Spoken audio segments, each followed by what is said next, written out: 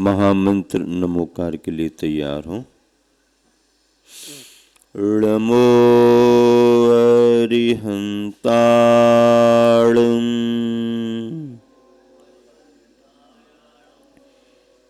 नमो सिद्धाणं नमो आयर्याणं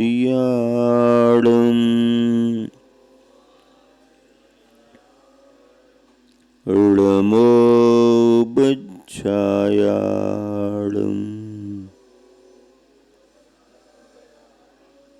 नमो लोजे सौविसाहूणम्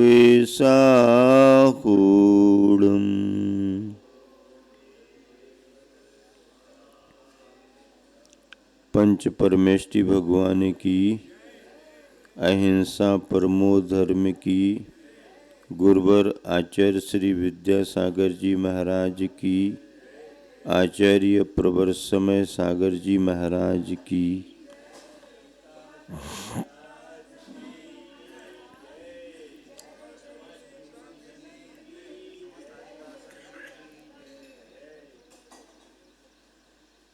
जैन सिद्धांतों में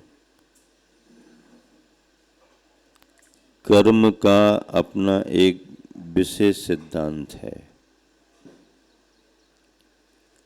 और इस कर्म के सिद्धांत को इसलिए स्वीकार करना पड़ा है कि संसार में जो विषमता और विचित्रता दिखाई देती है उसका कारण क्या है। सभी शरीरधारी जीव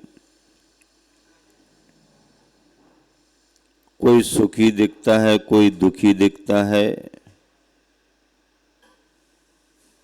संसार में चार गतियों के सुख दुख उसको मिलते रहते हैं। इतना अंतर क्यों दिखाई देता? इसका कारण कर्म का सिद्धांत है। किसी ने मान्यता ये बनाई कि भगवान सर्वशक्तिमान है, वो खुश हो जाए तो माला माल कर दे और नाराज हो जाए तो कंगाल कर दे। खुश होकर के माला माल करे और नाराज हो जाए तो कंगाल कर दे, ये तो हमारे तुम्हारे जैसा व्यक्ति हो गया। फिर विशुद्धता का, शुद्धता का, भगवतपने का स्वरूप रहा कहाँ? राग द्वेष से रहित अवस्था बनी कहाँ?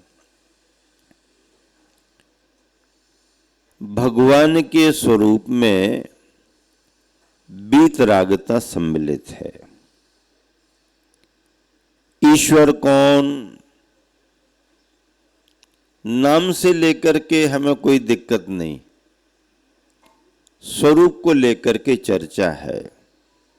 नाम कोई भी लो चलेगा, लेकिन जिनको आप ईश्वर मान रहे हो उनका स्वरूप क्या है ये पहले बताओ। जिसने राग द्वेष काम आदिक जीते, एक बात, एक लक्षण। पहला लक्षण क्या होना? जिसने राग द्वेष काम आदिक जीते, एक। सब जग जान लिया, दो। जीतेंगे नहीं तो जानेंगे नहीं। जीतने वाला ही जानता है, जानने के लिए ही जीतना पड़ता है। जिसने राग द्वेष कामादिक जीते, एक बिंदु। सब जग जान लिया, दूसरा बिंदु। फिर सब जीवों को मोक्ष मार्ग का निष्प्रह उपदेश दिया, तीसरा बिंदु। ये तीनों बिंदु जिसमें घटित होते हैं उसे हम भगवान कहेंगे। अब जीतने की परिभाषा है, जानने की परिभाषा है और सबको बताने की भी परिभाषा है। मोक्ष मार्गस्य नेतारम भेत्तारम कर्म भूभृताम ज्ञातारम विश्व तत्वानाम बंदे तद्गुण लब्धे। इसमें भी तीनों बातें हैं। कौन सी तीनों बातें हैं? मोक्ष मार्गस्य नेतारम, मोक्ष मार्ग के जो नेता हों। भेत्तारम कर्म भूभृताम, कर्म रूपी भूभृत यानी पर्वत पहाड़, कर्म रूपी भूभृत पहाड़ पर्वतों के भेत्तारम भेदने वाले हों। ज्ञातारम विश्व तत्वानाम, विश्व तत्व के ज्ञाता हों। अगर ये तीन है तो बंदे तद्गुण लब्धे, आपके गुणों को पाने के लिए आपकी हम वंदना कर रहे हैं। अगर तीन ये हैं तो, और तीन नहीं है, तीन में कम है, तो फिर हम आपके पास नहीं आएंगे। क्यों? हमको तो गुण चाहिए और आत्मा के गुणों में रत्नत्रय प्रधान गुण है। और रत्नत्रय का फल क्या है? केवल ज्ञान और निर्वाण की प्राप्ति, ये रत्नत्रय का फल है। जिन शासन में मोक्ष और मोक्ष का मार्ग ये दो बताए हैं। मोक्ष बताया और उसे पाने के लिए मोक्ष का मार्ग बताया। अगर मार्ग ना हो तो हम स्थान पर कैसे पहुंचेंगे? रास्ता तो होना चाहिए ना किसी स्थान पर जाने के लिए। तो मोक्ष एक स्थान है, वहां तक पहुंचने के लिए रास्ता भी तो होना ना। तो मोक्ष का मार्ग रत्नत्रय है, रत्नत्रय मार्ग है। केवल ज्ञान की प्राप्ति, निर्वाण की प्राप्ति उसका फल है। तो ऐसे गुणों को पाने के लिए हम आपकी वंदना करते हैं। वंदना क्यों की जाती है? नमस्कार क्यों किया जाता है? किसी का गुणगान क्यों किया जाता है? पंच परमेष्ठियों की स्तुति भक्ति क्यों की जाती है?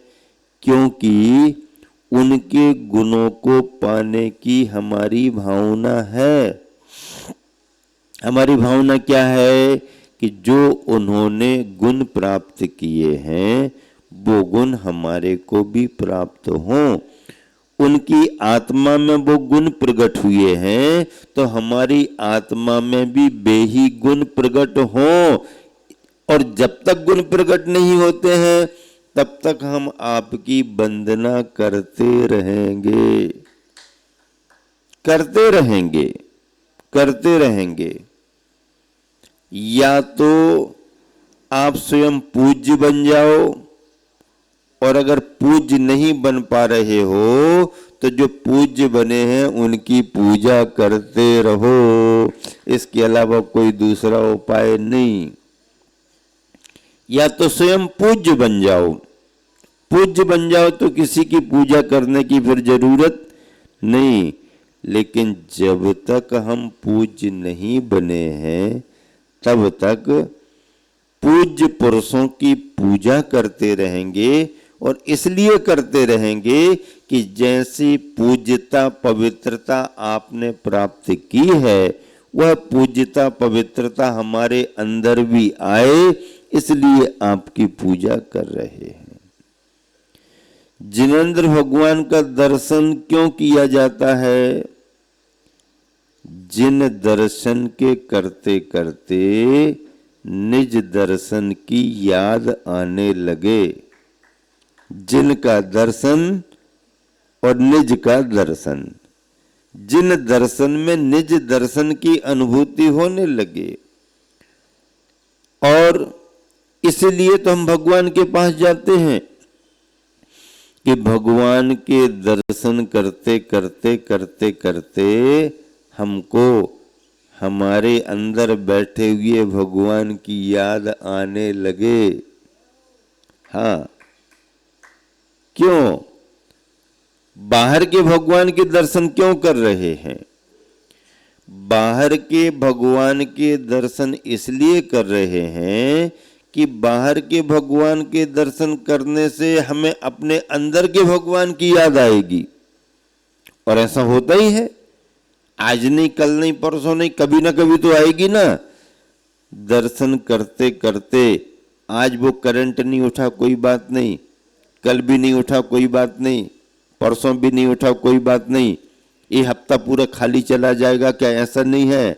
और हफ्ता निकलते निकलते आखिरी दिन में भी अगर करंट उठ गया तो वो 6 दिन की मेहनत भी तुम्हारी सफल हो गई। रोज ही करंट थोड़ी उठता है, लेकिन करंट कब उठ जाएगा इसका कोई पता है क्या? लगे रहो, लगे रहो, लगे रहो। मतलब प्रतिदिन भगवान का दर्शन इसलिए जरूरी है कि भगवान के दर्शन करते करते हमें अपने अंदर के सोए हुए भगवान की याद आ जाती है। और बाहर के भगवान के दर्शन करने से जिस दिन तुम्हारे अंदर का सोया हुआ भगवान जाग जाए तो समझो कि उद्देश्य पूरा हो गया। गुरुवर आचार्य श्री ने प्रवचन में एक बार उदाहरण दिया था, भगवान के दर्शन करने का महत्व क्या है, क्यों जाना चाहिए मंदिर, क्यों जिन बिंबों की वंदना करना चाहिए, क्यों वीतरागता के बिंबों के समक्ष ध्यान पूजा करना चाहिए। तो आचार्य श्री ने कहा, गांव का एक आदमी कुछ खरीदी करने के लिए शहर में आया। गांव का आदमी था, इंतजाम से चलता है, गमछा वगैरह लेकर के चला, कहीं कोई जरूरत पड़ गई अपने पास में रखो। अब उसने 2-4-10 दुकानों से सामान खरीदा और सामान इकट्ठा करके वापस आ रहा, लेकिन किसी दुकान पर उसका गमछा रह गया। बहुत याद किया, मिला ही नहीं। अब अभी उसको कुछ पता भी नहीं है कि हमारा गमछा रह गया कि कहाँ है कि क्या है। सामान उठाया, चलता बना, रास्ते में चला जा रहा अपनी धुन में मस्त, अच्छी खरीदी हो गई, अच्छा मिलेगा, ये मिलेगा, वो मिलेगा, सोच करके चला जा रहा। उसी गांव से गांव का दूसरा आदमी भी बाजार के लिए आ रहा था, वह भी अपने कंधे पर गमछा डाले हुए था। अब जैसे ही उसने उसको देखा, अरे इसके कंधे पर तो गमछा डाला हुआ है, इसके कंधे पर गमछा डाला, तो हमारा गमछा कहाँ है, हमारा गमछा कहाँ चला गया?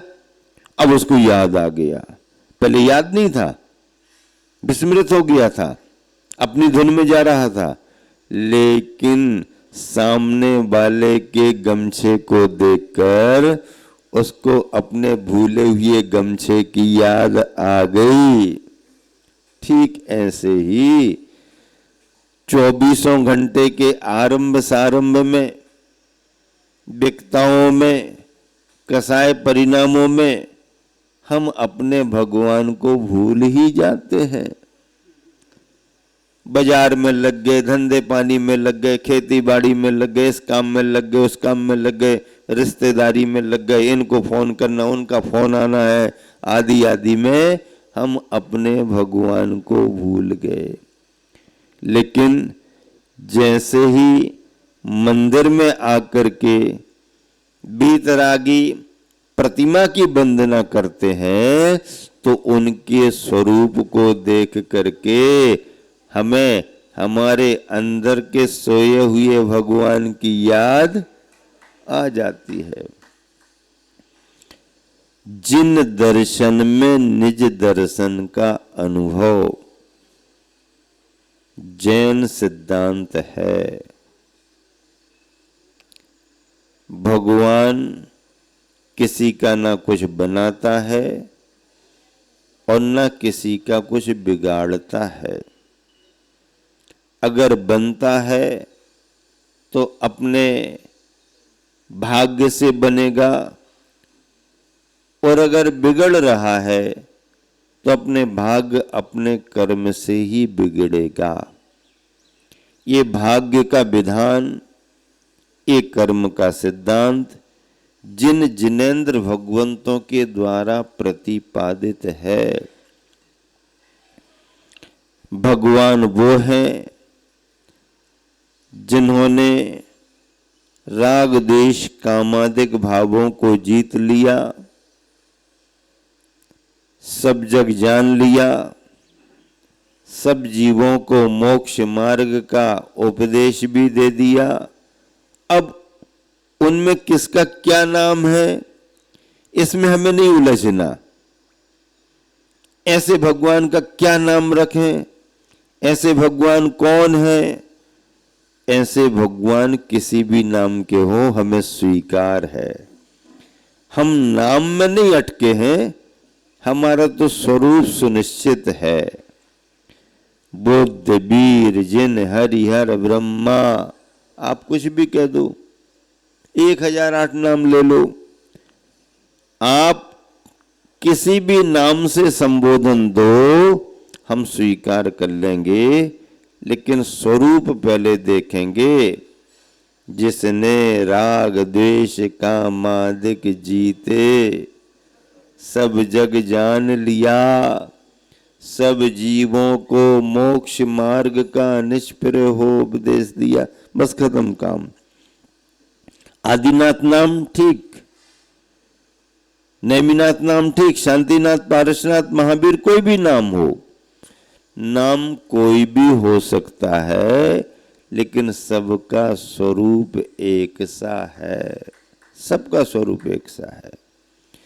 बीतरागता में आने पर आत्मा का स्वरूप सबका एक सा हो जाता है। ऐसे भगवान जिन्होंने कर्म के सिद्धांत पर जोर दिया है और कहा है कि व्यक्ति जो भी संसार में सुखी हो रहा है, दुखी हो रहा है, अनुकूलता है, प्रतिकूलता है, मन लग रहा है, नहीं लग रहा है, अच्छा है, बुरा है, लोग पसंद कर रहे हैं, नहीं पसंद कर रहे हैं, खाना खा रहा है, नहीं खा रहा है, खाया हुआ भोजन पच रहा है, नहीं पच रहा है, दुकान चल रही है, नहीं चल रही है, गाड़ी चल रही है, नहीं चल रही है, इसमें क्या कारण है? क्या कारण है? कोई चला के कर रहा है क्या? कोई चला के काय को करेगा? चला के करने में निमित्त भी बन सकता है, हमारे काम को बिगाड़ने में निमित्त बन सकता है, हमारे काम को बनाने में निमित्त बन सकता है, मेहनत कर सकता है, पुरुषार्थ कर सकता है, योजना बना सकता है, लेकिन हमारा काम बनेगा बिगड़ेगा तब जब हमारे कर्म का योग उसमें हो। अगर हमारे असाता कर्म का योग नहीं है तो कोई हमारा कुछ भी बिगाड़ नहीं कर सकता। साता कर्म का उदय है, हमारे काम को कोई भी रोक नहीं सकता, बाधक नहीं बन सकता। क्यों? क्योंकि पुण्य की प्रकृति साथ दे रही है। जिसका पुण्य साथ देता है दुनिया उसके साथ खड़ी होती है, और जिसका पुण्य छीन हो जाता है तो दुनिया उसका साथ छोड़ देती। दुनिया तो छोड़ो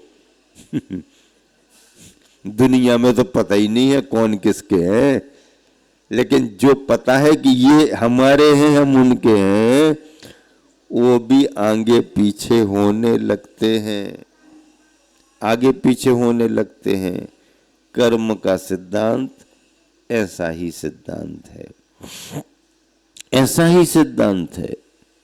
हाँ, इसलिए कर्म के सिद्धांत पर विश्वास रख के अशुभ से बचें और शुभ कार्यों में लगें। कर्म कहाँ से आए हैं? कर्म तो हमारे अंदर हैं। कहाँ है वो? किस देश में है अंदर? किस प्रदेश में है अंदर? प्रदेश के किस जिले में है? किस नगर में है? नगर की किस कॉलोनी में है? कॉलोनी के किस फ्लैट में है? एक एक प्रदेश पर कर्म की वर्गना स्थित है। पुद्गल की वर्गना कर्म बंद करके आत्मा में एक क्षेत्रावगाही संबंध बनाए हुए हैं। एक क्षेत्रावगाही का मतलब क्या? एक क्षेत्रावगाही का मतलब क्या? उसी जगह पर ज्ञान गुण, दर्शन गुण, आत्मा के सभी गुण दबे हुए हैं। उन गुणों को उसी जगह पर पुद्गल की वर्गनाओं ने जाकर कर्म बनकर के दबा दिया। जहां ज्ञान वहीं ज्ञानावरणी कर्म, सब एक क्षेत्रावगाही। एक क्षेत्रावगाही का मतलब है कि जैसे दूध में आपने पानी मिला दिया। क्या किया आपने? दूध में पानी मिला दिया। अब पानी घुल मिल गया। अब ऐसा नहीं है कि पानी अंदर जा रहा है तो दूध को कह रहा है तुम सरको हम आ गए, तुम थोड़े खिसको हम आ गए, तुम हटो हम आ गए। जब वो हटेगा तब पानी आगे बढ़ेगा, ऐसा है क्या? नहीं। दूध के प्रत्येक प्रदेशों में पानी अपने आप अपना स्थान बनाता जा रहा है, बनाता जा रहा। और पानी की स्थिति ऐसी बनती जा रही कि अब हम दूध और पानी का अंतर ही नहीं समझ पा रहे। जब तक पानी अलग है तब तक तो समझ में आ रहा, पानी का कलर ऐसा है, दूध का कलर ऐसा है। अब जब दूध पानी दोनों मिला दिए जाएं तो उसका कलर कैसा है? हाँ, दूध का गाढ़ापन तो थोड़ा कम हो जाएगा, पतलापन आ जाएगा, लेकिन पानी भी दूध के कलर में ढल जाएगा, ढल जाता है। एक एक प्रदेश में, एक एक स्थान पर जहां जहां दूध के अंश हैं, वहां वहां पानी ने अपना स्थान जमा लिया। अब पानी विदेशी है, दूध देसी है। दूध घर का है, पानी बाहर का है। और बाहर वाले ने आकर के ऐसा साम्राज्य जमाया है कि अंदर वाला समझ में ही नहीं आ रहा और बाहर वाला अंदर वाला बनकर के बैठ गया। भैया हम लोग बाहर से आए हैं, कितने सारे समुद्र पार करके आए हैं, भारत का नाम सुना है, थोड़ा सा हम लोग धंधा पानी करना चाहते हैं, कुछ जगह मिल जाएगी क्या हमारे लिए? मुगल शासन में शायद जहांगीर के दरबार में पहला कोई फॉरेनर्स आया, थोड़ा सा हम यहाँ पर आपके यहाँ घूम फिर करके कुछ धंधा पानी कर सकते क्या? उन्होंने उस समय विचार करके परमिशन दे दी। फिर आना जाना शुरू हो गया। फिर एक के साथ दो आए, दो के साथ चार आए, जहाजों से आने लगे और माल यहां से ले जाने लगे। जब धंधा पानी अच्छा चलने लगा और माला माल होने लगे, अरे ये लोग तो ज्यादा समझते नहीं है, इनको तो अपन जैसा चाहे समझा दो और फायदे में अपन रहते हैं। ये तो इतनी मेहनत करते, इतना माल निकालते, फिर भी थोड़े में ही खुश हो जाते हैं। यही व्यापार जमाना चाहिए। तो फिर धीरे धीरे एक कंपनी बना लो। ऐसे काम नहीं चलेगा, एक कंपनी बना लो। ईस्ट इंडिया कंपनी की स्थापना कर दी। कलकत्ता, आज कटा की कलकत्ता आज कटा की कलकत्ता, कालीकट, कालीकट भी नाम था पहले, कलकत्ता। कोलकाता। अब आ गए समुद्री किनारे पर और कंपनी बना करके व्यापार करने लगे। धीरे धीरे धीरे धीरे बढ़ते बढ़ते बढ़ते बढ़ते परिणाम क्या निकला? जिनसे मनुहार करके जगह प्राप्त की थी उनके सिर पर आकर के बैठ गए और अपना राज्य स्थापित करते करते बड़ा भारी साम्राज्य बना लिया। जब लोगों को समझ में आई तब बहुत विलंब हो गया और इतना लंबा शासन उनका चला कि ये सब गुलाम हो गए। तो ठीक है, बाद में चेतना जागी, बाद में स्वतंत्रता के लिए संग्राम हुआ, ये हुआ वो हुआ, ये बात की बात है। पुनः आजाद हो गई, ये बात की बात है। लेकिन परतंत्र होने में हमारी असावधानी ही कारण बनती है। कर्मों ने आकर के भी ऐसा ही थोड़ा आ जाए क्या, थोड़ी जगह दे दोगे क्या, हाँ आ जाओ, थोड़ा आपने वेलकम किया और आकर के वो जम गए तो अब जाने का नाम ही नहीं ले रहे और ऐसा साम्राज्य स्थापित कर लिया कि अनंत गुणों की स्वामी आत्मा को भी पराधीन कर दिया, दबा करके रख दिया। जिस आत्मा में भगवान बनने की सामर्थ्य है उस सामर्थ्य को भी इन कर्मों ने दबा करके रख दिया। लेकिन परतंत्रता को समझ करके स्वतंत्रता का काम करने वाले इतिहास में प्रमुख कौन रहे? आजादी का आंदोलन सबसे पहले किसने खड़ा किया? बाहर का भारत का इतिहास तुम पढ़ो, धर्म का इतिहास हम आपको बताते हैं। आत्मा की स्वतंत्रता के लिए सबसे पहले नारा देने वाले स्वतंत्रता हमारा जन्म सिद्ध अधिकार है, ये आदिनाथ भगवान रहे। इस 24 में आदिनाथ भगवान रहे। आदिनाथ के पहले तो किसी ने कहा ही नहीं, उसके पहले धर्म की तो प्रवृत्ति ही नहीं थी, उपदेश ही नहीं था। तो आदिनाथ ने सबसे पहले नारा कौन सा दिया? स्वतंत्रता हमारा जन्म सिद्ध अधिकार है और इस स्वतंत्रता को हम किसी की कृपा से प्राप्त नहीं करेंगे। हाँ, किसी की कृपा से प्राप्त नहीं करेंगे। इस स्वतंत्रता को हम अपने पुरुषार्थ से प्राप्त करेंगे, हम अपने परिश्रम से प्राप्त करेंगे। आदिनाथ भगवान युग के आदि में पहले ऐसे साधक हुए हैं जिन्होंने अपनी आत्मा की स्वतंत्रता का बिगुल बजा दिया। क्या बजा दिया? हाँ, सावधान, बहुत हो गया, अब तुम्हारा खेल चलेगा नहीं, अब तुम्हारा खेल चलेगा नहीं, अब हमको समझ में आ गया। जब तक समझ में नहीं आया तब तक बात अलग थी, अब तुम्हारा राज करने का राज हमको समझ में आ गया, अब तुम्हें हम सिंहासन और सत्ता से बेदखल करके रहेंगे।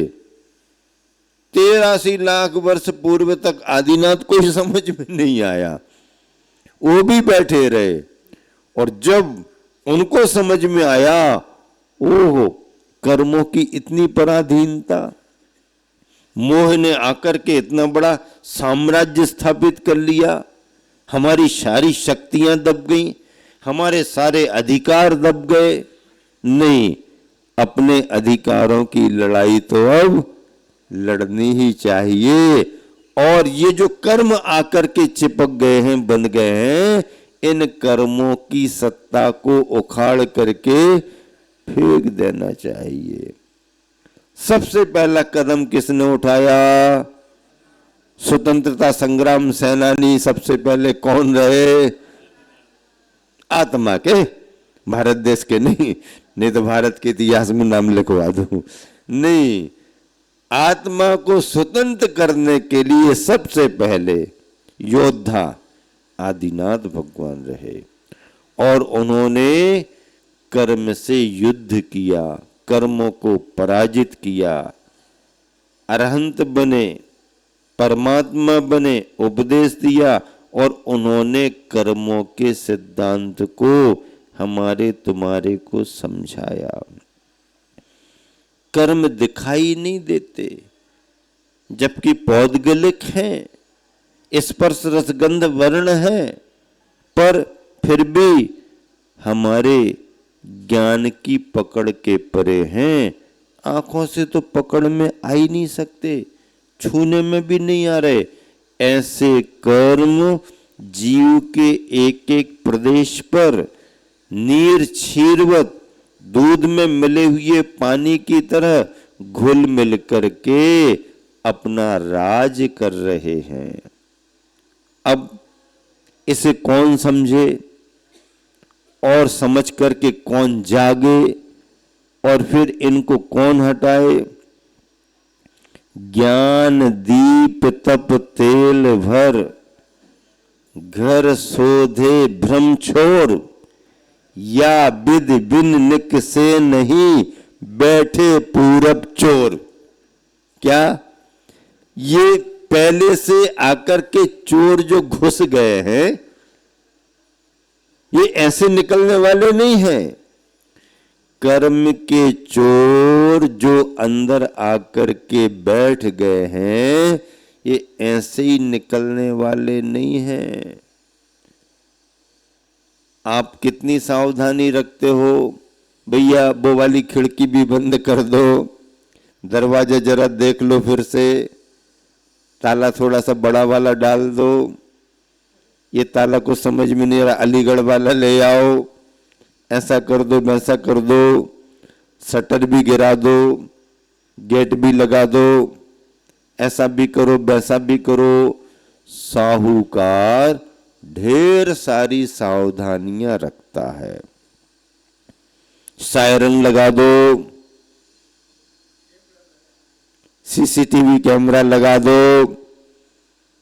चोर भी आकर के पहले चेकिंग करते हैं कि कैमरे का कनेक्शन है कि नहीं, कैमरा लगा कि नहीं, उसका भी कनेक्शन कट कर देते हैं। इस टच करोगे तो सायरन बज जाएगा, उसका भी कोई ना कोई उपाय निकाल लेते हैं। आजकल गाड़ियों में भी आ गया, जरा सा तुमने हाथ फेरा और आवाज आ जाती है। अपनी गाड़ी पे है, ए भैया हाथ मत फेरो खराब हो जाएगी, हाथ मत फेरो खराब हो जाएगी। कहां तक करेंगे? रखी हुई गाड़ी को कोई टच करे तो सायरन बज जाता है। ऐसे सब उपाय करने पर भी साहूकार के यहां चोरी हो जाती है। हाँ, इस गेट से उस गेट से, इस रास्ते से उस रास्ते से साहूकार सावधानी रख करके भी परेशान हो रहा और चोर नए नए रास्ते निकालते जा रहे। अब अगर कोई चोर घुस गए किसी के मकान में, घर में, तो क्या करें? तो आचार्य महाराज कह रहे, ज्ञान दीप तप तेल भर, ज्ञान के दिए में तप का तेल भरो। किसका तेल भरो? तपस्या का तेल भरो। किसके दिए में? ज्ञान के दिए में। ज्ञान का दीपक बनाओ और उसमें तपस्चरण का तेल भर के उजाला करो। दिए में तेल क्यों भरा जाता? उजाले के लिए भरा जाता कि ऐसे ही भरा जाता है? दीपक हल्का है, यहाँ वहां ना हो जाए इसलिए तेल भर के रख दो, वजन थोड़ा सा बना रहेगा। इसके लिए तेल भरा जाता क्या? नहीं, तेल तो उजाले के लिए भरा जाता है। अब दिया तो बनाया ज्ञान का और तपस्या का तेल भर दिया, अब उसे जलाओ, प्रज्वलित करो, उजाला होगा। ज्ञान दीप तप तेल भर घर शोधे। अब उस दिए को उठा करके घर में घूमो, घर में घूमो, देखो कहां छिपा हुआ है, कहां छिपा हुआ है। ज्ञान के दिए में तपस्या का तेल भर के उसे प्रज्वलित करके फिर अपने अंधेरे घर में उस उजाले को ले लेकर के घूमो, देखो कहां छिपा बैठा है, कहां अंदर बैठा दुबका हुआ, कहां है, कैसा है। आप ऐसा करोगे तो जो चोर तुम्हारे घर में घुस गए हैं वो दिख जाएंगे। भ्रम छोड़, निश्चिंत होकर के, हां, अच्छे तरीके से आप शोधन करो, घर में एक एक जगह पर देखो। अंधेरे में अगर कोई संभावना बनती है, कुछ यहां से आवाज आ रही, वहां से आवाज आ रही, दरवाजा तो बंद है फिर भी कोई बातें तो कर रहे हैं, ऐसा समझ में आता है ना, और ऐसा लग जाए अभी तो घुस गए घुस गए घुस गए। अब जब आभास हो गया कि अंदर आ गए तो फिर क्या करता है मालिक, जरा देखो, लाइट जलाओ, लाइट लाइट जलाओ, लाइट। अब लाइट जलती है तो समझ में आ जाता है, और एक आध डंडा वंडा उठा के थोड़ी आवाज करने लगो, उनको मालूम होना चाहिए कि इंतजाम यहां पर है। तो उजाला करो और आवाज करो तो उनके अंदर घबराहट आती है, वो भागने के रास्ते देखने लगते हैं और भाग जाते हैं। आचार्य महाराज कह रहे कि जो कर्म के चोर तुम्हारे आत्मा के घर में आ गए, बैठ गए, घुसपैठी आतंकवादी बन करके घुस गए, अब इनको क्या करो? ज्ञान दीप तप तेल भर ब्रह्म शोधे घर शोधे ब्रह्म छोर, या विद बिन निकसा नहीं। इस उपाय के बिना वो नहीं निकलने वाले। कौन? बैठे पूरब चोर। पहले से आए हुए जो चोर बैठे हैं वो इस उपाय के बगैर निकलने वाले नहीं। रत्नत्रय के उपाय के बगैर कर्म के चोर निकलने वाले नहीं। ये घुसपैठिए हैं, बॉर्डर पर कितना भी इंतजाम करो 24 घंटे ये तो उसी फिराक में लगे हैं। साहूकार कितना ही सावधान क्यों न रहे, चोर नजर बसते ही नजर हटी, दुर्घटना घटी। सोना साफ करने वाले आते हैं, हमने सुना है, और व्यापार धंधे वाले तो चले जाते मार्केट में। घर में गृहिणियां रहती हैं, आवाज लगाता है मोहल्ले में, अपना अपना सोना साफ करा लो, अपना अपना सोना साफ करा लो, हमारे पास में विशेष ये है वो है। और ये गृहिणियां सोचती हैं चलो थोड़ा काला काला सा हो रहा है, दिख रहा है, उनसे पूछेंगे तो वो तो मना कर देंगे, उनको थोड़ी पहनना है, उनसे पूछेंगे वो तो मना कर देंगे। अपन अब वो तो वहां है, अपन कर लो। भैया आ रहे हो क्या, हमारा सोना साफ कर दो। हाँ सोना साफ कर, साफ नहीं करते सोना साफ ही कर देते हैं, सोना साफ कर दो। हाँ हाँ हमारे हैं सोना साफ करने के लिए, लाओ बर्तन लाओ, ये डालो, उनने अपना केमिकल डाल लिया, ये किया वो किया, उसमें घुलने लगता है और लारे लारे, उनको समझ में ही नहीं आता कितना गया कितना बचा, बाद में समझ में आता है। और जब तक समझ में आता है तब तक वो पार, उनका तो रोज का काम है। तुम्हारा पहली बार है, उनका तो रोज का काम है। सोना साफ हो गया, क्या हो गया? सोना साफ हो गया। अब सोने की चमक कैसी रही वो तो सोना जाने, तुम्हारे चेहरे की चमक कैसी होगी पूरा मोहल्ला जानता है। सोने की चमक कैसी थी वो सोना जाने, तुम्हारे चेहरे की चमक कैसी हो गई पूरा मोहल्ला जानने लगा। मतलब धोखा हो गया, लोभ में आगे धोखा हो गया। इसलिए सावधानी रखने की जरूरत है।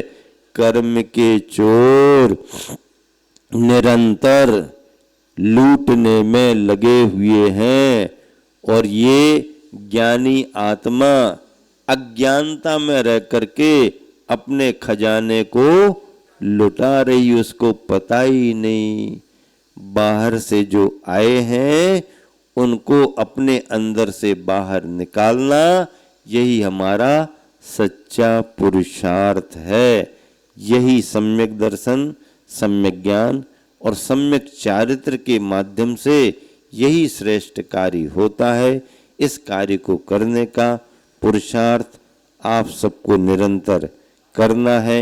यहाँ पर सम्मेद शिखर जी का लाभ लेने के लिए, मुनि संघ आर्यिका संघ का लाभ लेने के लिए सब तरफ से लोग आ रहे हैं, भैया वृत्ति में लगे हैं, वंदना कर रहे हैं और चौका लगा लगा करके आहार दान का लाभ भी ले रहे हैं।